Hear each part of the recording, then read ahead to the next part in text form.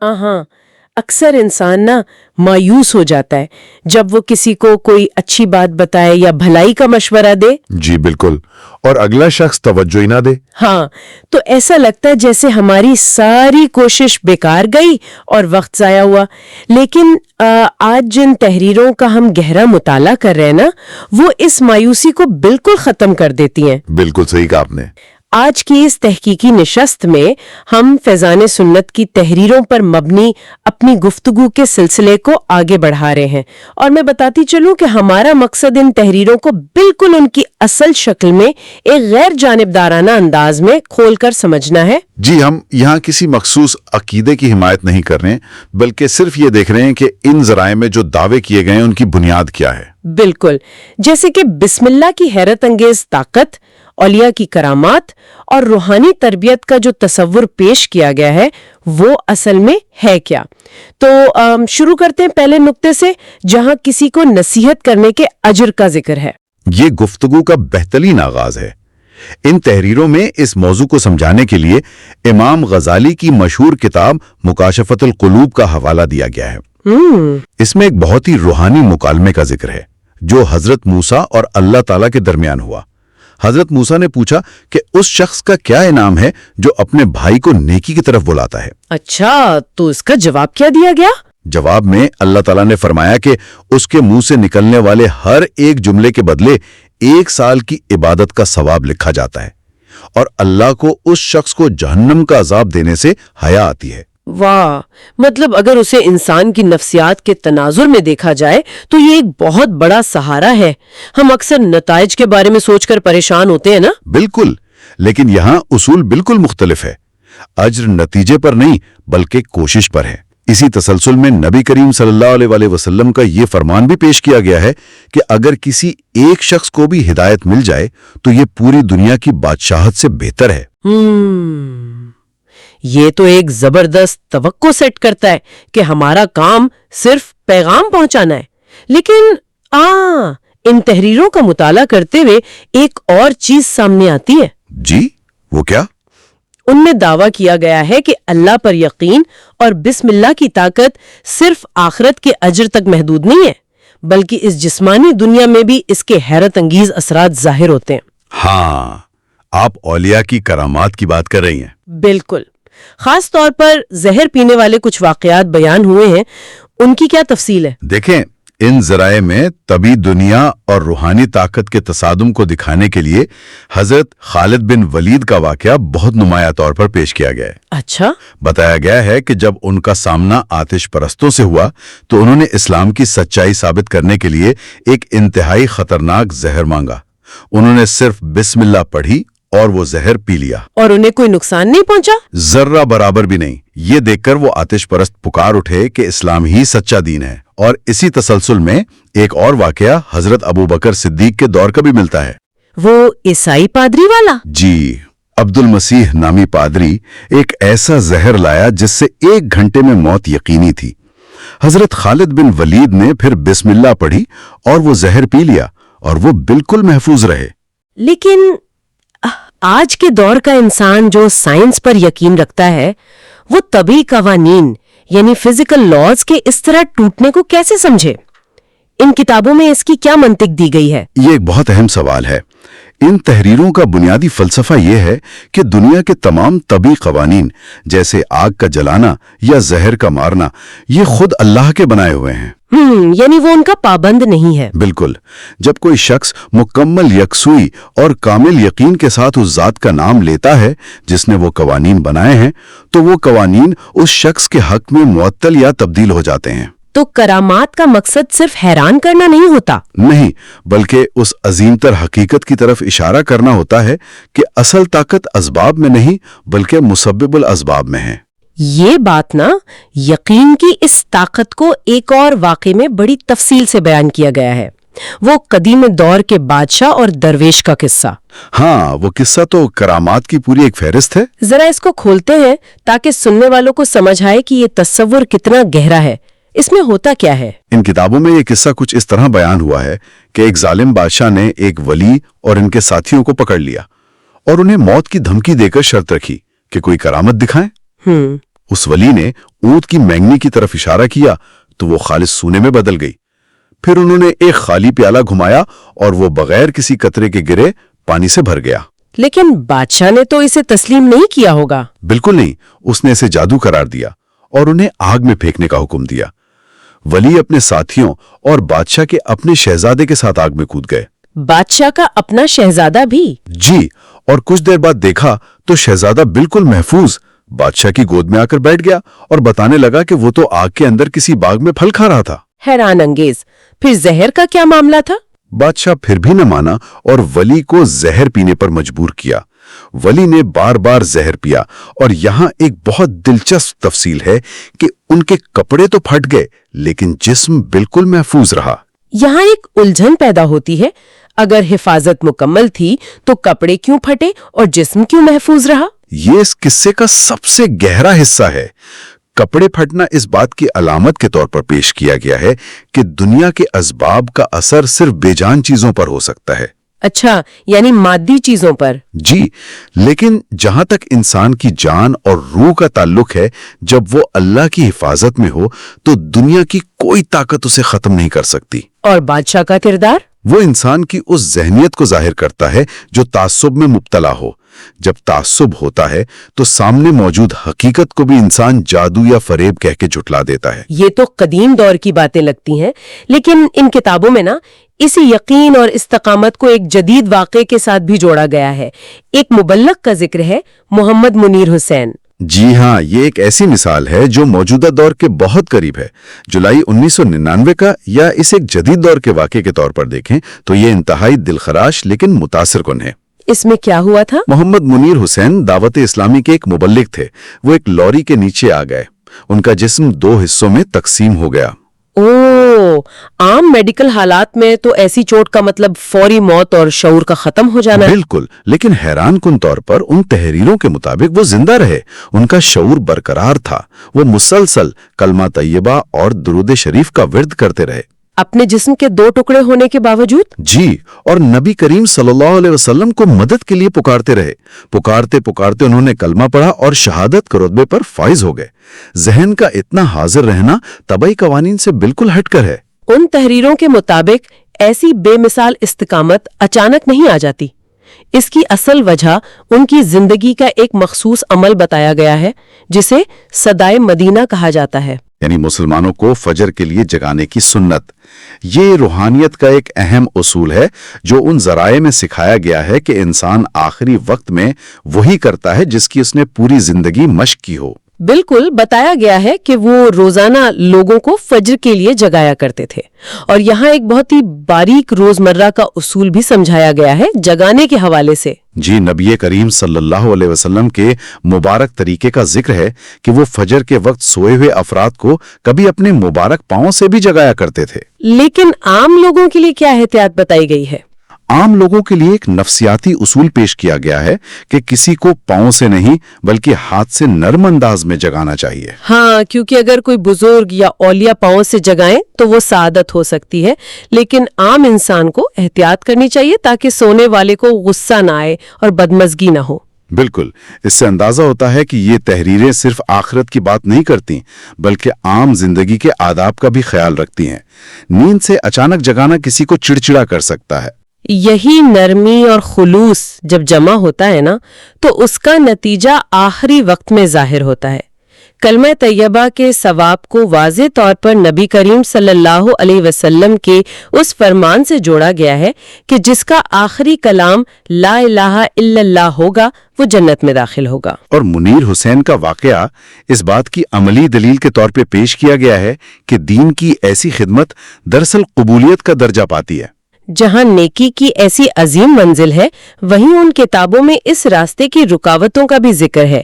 یہاں تصور آتا ہے شیطانی مداخلت کا۔ جی، اور اسے سمجھانے کے لیے ایک بڑی دلچسپ کہانی ان ذرائع میں ملتی ہے، 2 شیطانوں کی ملاقات کی۔ ہاں، ایک موٹا شیطان اور ایک کمزور شیطان۔ اس کے پیچھے کیا گہرا مطالعہ ہے؟ یہ کہانی بظاہر سادہ لگتی ہے لیکن اس کا سبق کافی گہرا ہے۔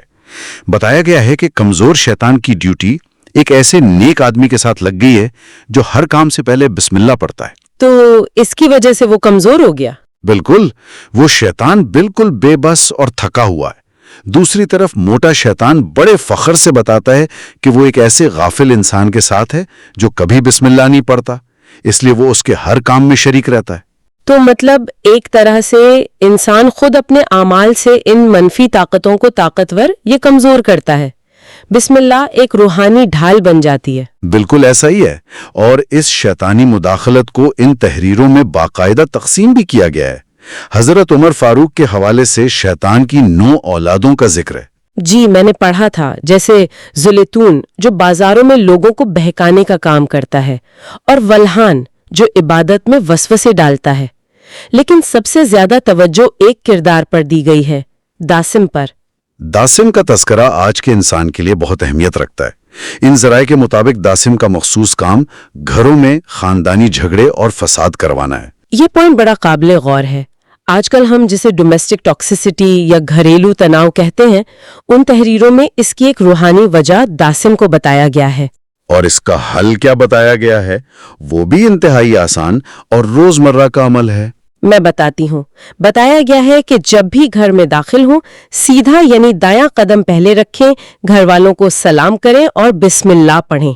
अगर इसका तजिया किया जाए तो घर आते ही सलाम करना और अल्लाह का नाम लेना आपस में मोहब्बत और एहतराम की फिजा कायम करता है। बिल्कुल।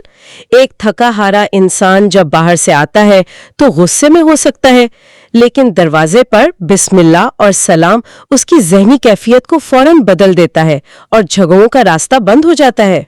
घर में दाखिले के बाद सीधा दस्तरखान पर चलते हैं, वहां भी शैतानी मुदाखलत का खासा जिक्र है। हाँ, खाने से पहले बिस्मिल्लाह पढ़ने की अहमियत।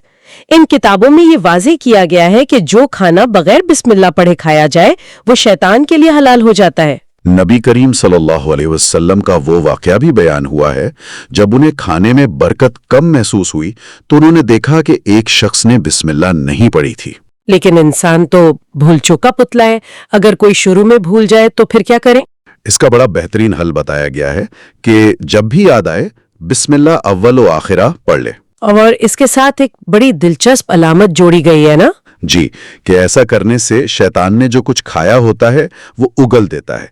ये तसव्वुर दरअसल खाने की बरकत और रूहानी तहारत के वापस आने को जहन नशीन करवाने के लिए है। ये सब तो मादी दुनिया की बातें थीं, लेकिन इन तहरीरों में ना बिस्मिल्लाह के असरात सिर्फ जागती दुनिया तक महदूद नहीं है, बल्कि ख्वाबों तक फैले हुए हैं। आप इस मदनी काफले के फर्द के वाक़े की बात कर रही हैं, जिसे दिमाग में गुल्टियों यानी माइग्रेन्स की बीमारी थी। बिल्कुल। इस वाक़े में इल्हामी शिफा का जो तसव्वुर सामने आया है वो बहुत हैरानकुन है। उसे ख्वाब में नबी करीम सल्लल्लाहु अलैहि वसल्लम की ज़ियारत नसीब हुई, और ख्वाबी में नबी करीम सल्लल्लाहु अलैहि वसल्लम ने हजरत अबू बकर सिद्दीक के जरिए उस शख्स का रूहानी ऑपरेशन करवाया। और जब वो नींद से बेदार हुआ तो उसकी तकलीफ मुकम्मल गायब थी। डॉक्टरों ने जब मुआयना किया तो वो हैरान रह गए, क्योंकि दिमाग से गिल्टियां बिल्कुल खत्म हो चुकी थीं। ये मौजज़ाती शिफा ऐसी थी कि अस्पताल का अमला भी इसे देखकर दीन की तरफ राग़िब हो गया। लेकिन देखें, ये वाकया सुनकर बहुत से लोगों के जहन में अकीदे और मंतिक का एक सवाल उठता है। जी, वो क्या? आमतौर पर तो यही सोचा जाता है कि शिफा तो सिर्फ अल्लाह देता है, फिर इन औलिया या अंबिया का वसीला क्यों? इन तहरीरों में इसकी क्या वजाहत की गई है? उन जराए ने इस सवाल का जवाब बड़ी हिकमत और कुरानी दलाइल की रोशनी में दिया है। बेशक हकीकी शिफा देने वाली जात सिर्फ अल्लाह की है, लेकिन वो ये शिफा देने की ताकत अपने नबियों और खास बंदों को अता फरमाता है। इसको साबित करने के लिए सूरह आले इमरान की आयत 49 का हवाला दिया गया है, जिसमें हजरत ईसा का जिक्र है। जी, जहां हजरत ईसा खुद फरमाते हैं कि वो पैदाइशी अंधे और कोढ़ी को शिफा देते हैं अल्लाह के हुक्म से। तो ये अकीदा बिल्कुल कुरानी हकाइक पर मबनी है। और इन सब बरक़ात की जो असल जड़ है ना, इन तहरीरों के मुताबिक वो बिस्मिल्लाह की अददी फजीलत यानी उसके नंबर्स में छुपी है। वो हिसाब वाकई हैरान कर देने वाला है। सुनने वालों को बताते चलें कि बिस्मिल्लाहिर्रहमानिर्रहीम में 19 हुरूफ हैं, और हर एक हर्फ पर 4000 नेकियां मिलती हैं, 4000 गुनाह माफ होते हैं और 4000 दर्जात बुलंद होते हैं। अगर इन सबको जमा करें तो ये 76,000 फजीलतें बनती हैं। लेकिन इंसान को इन आदात की जरूरत क्यों पड़ती है? उसके पीछे क्या हिकमत है? इंसान की नफ्सियात है कि उसे गिनती पसंद है। जब एक रूहानी अजर को आदाद में पेश किया जाए तो वो जहन के लिए ठोस बन जाता है। और इसमें एक बहुत गहरी हिकमत भी बयान हुई है। वो जहन्नुम के फरिश्तों वाली? जी, बताया गया है कि जहन्नुम के 19 फरिश्ते हैं जो अजाब देते हैं। दूसरी तरफ अगर दिन के 24 घंटों में से नमाज के 5 घंटे निकाल दें तो बाकी 19 घंटे बचते हैं जिनमें इंसान अक्सर गाफिल रहता है। इन 19 फरिश्तों के अजाब से बचाता है और इन 19 घंटों की गफलत का इजाला कर देता है। बिल्कुल, ये हिसाब इंसान के अंदर एक जबरदस्त एहसास तहफ्फुज़ पैदा करता है। ये कलमात सिर्फ इस दुनिया में नहीं बल्कि दुनिया से जाने के बाद भी काम आते हैं। इन किताबों में कब्र के अजाब से निजात का एक वाकया है जो हजरत ईसा से मंसूब है। वो वाकया बहुत रुला देने वाला है। हजरत ईसा एक ऐसे कब्र के पास से गुजरे जहां अजाब हो रहा था, लेकिन कुछ अरसे बाद जब वहां से दोबारा गुजरे तो देखा कि उस कब्र पर रहमत चमक रही है। और उसकी वजह क्या बताई गई? अल्लाह ताला ने बताया कि उस मुर्दे के एक छोटे बच्चे ने आज मदरसे जाकर पहली बार बिस्मिल्लाह पढ़ी है। सुभान अल्लाह। अल्लाह को इस बात से हया आई कि बच्चा जमीन के ऊपर उसका नाम ले रहा है और वो जमीन के नीचे उसके बाप को अजाब दे। इस एक वाक़े से बच्चों की रूहानी तरबियत की इंतहाई बड़ी अहमियत साबित होती है। वालिदैन के लिए ये एक बहुत बड़ा सबक है। बिल्कुल, बचपन का जहन वाकई एक खाली तख्ती होता है। जो नक्श शुरू में बन जाए वो पूरी जिंदगी रहता है। इसी की एक बड़ी जबरदस्त अमली मिसाल हजरत सहल बिन अब्दुल्ला तुस्तरी की मिलती है। उनकी इब्तिदाई रूहानी तरबियत का तरीका आम वालिदैन के लिए एक बेहतरीन रोड मैप है। जी, बताया गया है कि हजरत सहल की तरबियत उनके चाचा ने उस वक्त शुरू की जब वो सिर्फ 3 साल के थे। 3 साल की उम्र में कैसी तरबियत? उनके चाचा ने उन्हें दिल में ये जुमले दोहराने की मशक करवाई। अल्लाह मेरे साथ है, अल्लाह मुझे देख रहा है, अल्लाह मेरा गवाह है। अच्छा, तो ये एक तरह की रोजमर्रा की प्रैक्टिस थी? जी, पहले उन्हें ये जुमले 3 मरतबा दोहराने को कहा गया, फिर बढ़ाकर 7 मरतबा और फिर 11 मरतबा किया गया। इस मुसलसल मशक का नतीजा ये निकला कि उन्होंने बहुत छोटी उम्र में कुरान हिफ्ज कर लिया। और फिर उनकी पूरी जिंदगी ज़ुहद और इबादत का एक अजीम नमूना बन गई। यानी रूहानी ट्रेनिंग सिर्फ लेक्चर देने से नहीं बल्कि छोटी छोटी अमली मशकों से होती है जो इंसान के लाशऊर में बैठ जाती हैं। बिल्कुल सही तज्जिया किया आपने। क्या जबरदस्त सफर रहा आज की इस गुफ्तगू का। तो गुफ्तगू को समेटते हुए तमाम अहम निकात का एक खुलासा पेश करते हैं।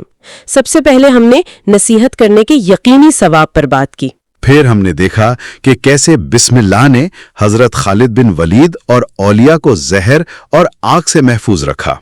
हमने मुनीर हुसैन की बेमिसाल इस्तेकामत के वाक़े से जाना कि दीन की खिदमत और फजर में जगाने की सुन्नत कैसा अजीम मर्तबा दिला सकती है। 2 शैतानों की कहानी और शैतान की 9 औलादों, खासकर दासम के जरिए हमने घरेलू झगड़ों से बचाव का तरीका समझा, खाने के आदाब पर बात की। बिल्कुल, और रूहानी ख्वाबों के जरिए मिलने वाली इल्हामी शिफा की सच्चाई को कुरानी दलाइल की रोशनी में देखा। बिस्मिल्लाह के 19 हुरूफ की 76,000 फजीलतों को समझा। और आखिर में बच्चों को बिस्मिल्लाह सिखाने से कब्र के अजाब से बचाओ और हजरत सहल के बचपन की अमली रूहानी तरबियत का जायजा लिया। ये तमाम मुबाहिज वाकई इंसान की मादी दुनिया से लेकर रूहानियत तक की एक मुकम्मल तस्वीर कशी करते हैं। बिल्कुल। और इस बैठक को खत्म करने से पहले सुनने वालों के लिए गौर व फिक्र का एक गहरा सवाल छोड़े जाते हैं। जी जरूर। जरा सोचिए कि अगर सिर्फ बिस्मिल्लाहिर्रहमानिर्रहीम के 19 हरूफ में इतनी ताकत, हिफाजत और कायनात के इतने गहरे राज छुपे हैं, तो अगर हम मुकम्मल कुरान को उसकी हकीकी रूह के साथ समझकर अपनी जिंदगियों पर नाफिज कर लें, तो इंसान के अंदर और इस दुनिया में कैसा नाकाबिले यकीन रूहानी और ज़हनी इनकलाब बर्पा हो सकता है। बेशक, ये एक ऐसा समंदर है जिसकी गहराई हर इंसान को खुद तलाश करनी चाहिए। بالکل. اگر آپ کو آج کی یہ معلوماتی نشست پسند آئی ہے تو اس گفتگو کو لائک، سبسکرائب اور شیئر ضرور کریں تاکہ مزید لوگوں تک یہ علم پہنچ سکے اور مستقبل میں ایسی مزید معلوماتی نشستوں کی حمایت جاری رہ سکے. ہماری دعا ہے کہ دنیا کی اس بھیڑ میں سننے والوں کی ہمیشہ حفاظت اور سکون میں اضافہ ہوتا رہے. آمین. خدا حافظ. خدا حافظ.